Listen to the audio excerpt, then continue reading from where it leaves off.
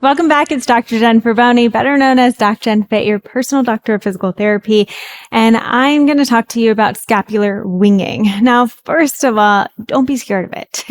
Our bodies are all structured very differently based on our genetics, based on how we move, based on so many factors. And it doesn't always mean it's a bad thing, especially if it's not associated with pain. The other thing we can look at is that shoulder pain isn't correlated with scapular winging.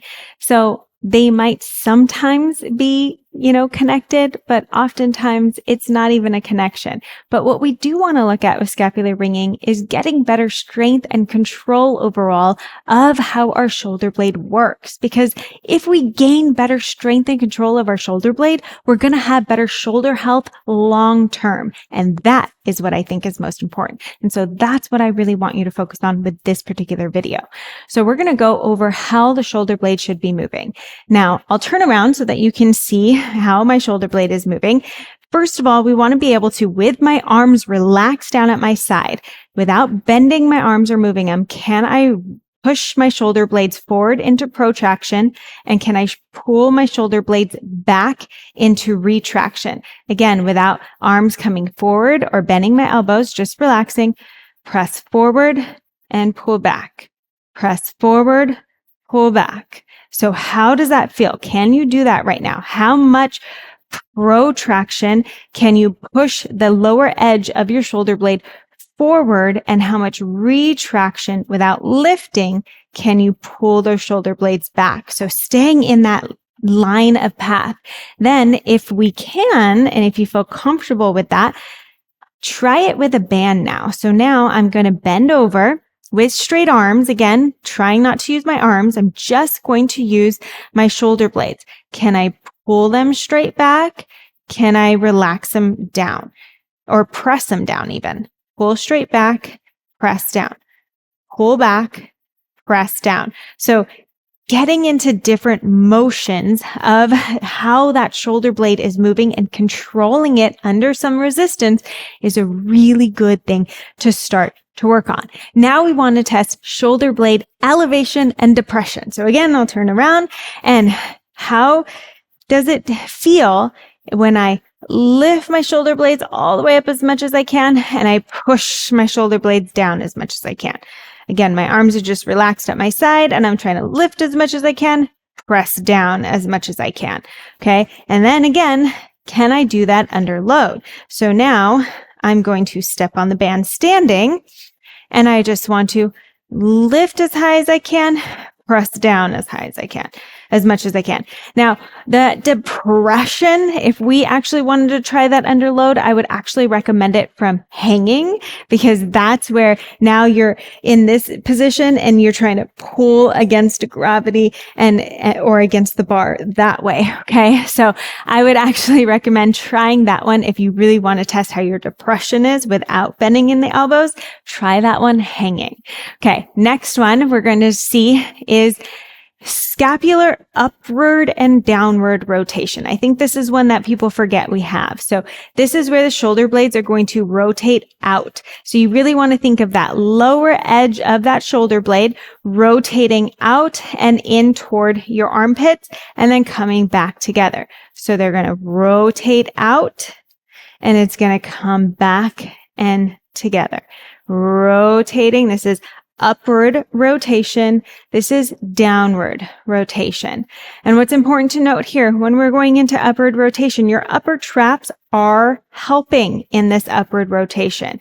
Okay. So I know a lot of times it's like, don't turn on your upper traps. Don't work your upper traps. We actually need them if we want healthy upward rotation. So we do want strong traps to help with that. But what we also want is strong serratus anterior. And this is our punching, our reaching muscle. Okay. So one way we can test that upward and downward rotation against resistance is standing on the band. And now I'm going to try to lift and reach that thumb up, and then coming down and controlled.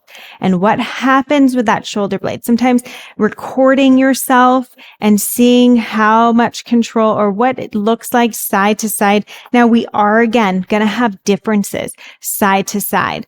Especially I know I have scoliosis, and so I have a rotation in my spine, which then is going to kind of shift how my rib cage is, which is going to change the mechanics of my shoulder blade on my rib cage.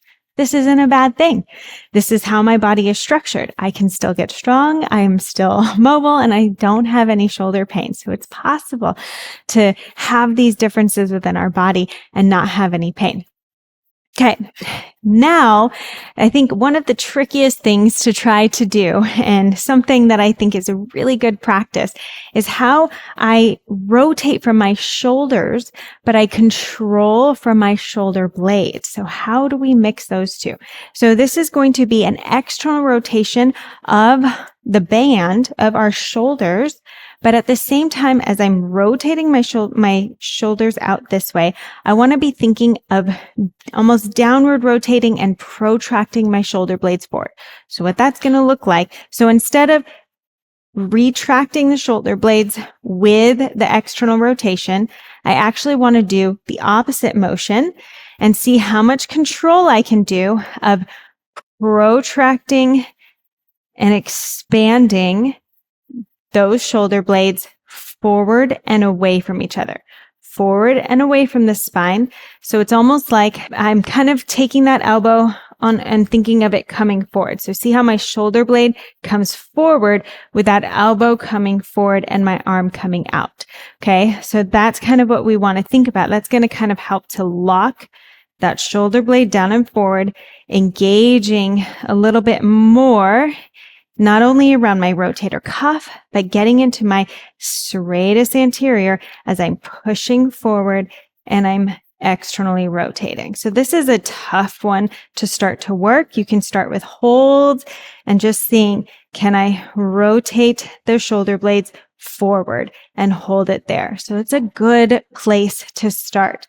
Okay. One last thing that I want to say is, in order to start to strengthen those shoulder blades really well, we need to work on full range of motion of our push-ups. A good way to do that is to elevate the surface.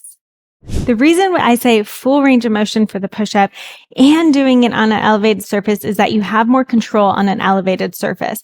And when we are doing a full range of motion on the push-up, rather than just focusing on the push here, it doesn't really do much for my shoulder blade.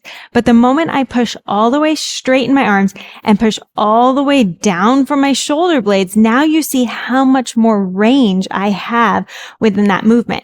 And it's that push of my shoulder blades, almost thinking of that lower edge of the shoulder blade wrapping forward again. So similar to rolling it forward from that external rotation, I'm doing that again by wrapping that lower edge of the shoulder blade forward and getting a big push away without rounding. So I'm not rounding here.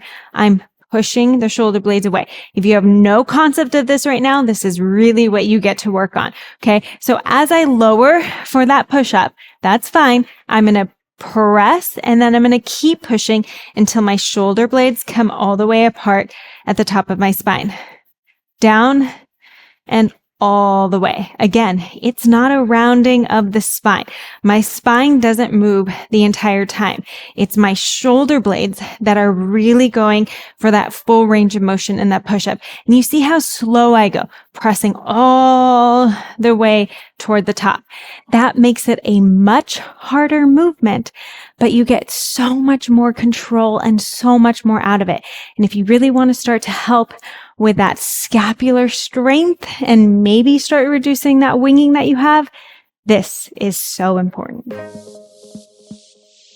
Don't forget, if you love what you're learning, I have so much more in stock for you. So hit that subscribe button, check out the other videos I've done in the past, and leave any comments of any suggestions that you have for videos in the future. And I can't wait to help you feel incredible and amazing within your body.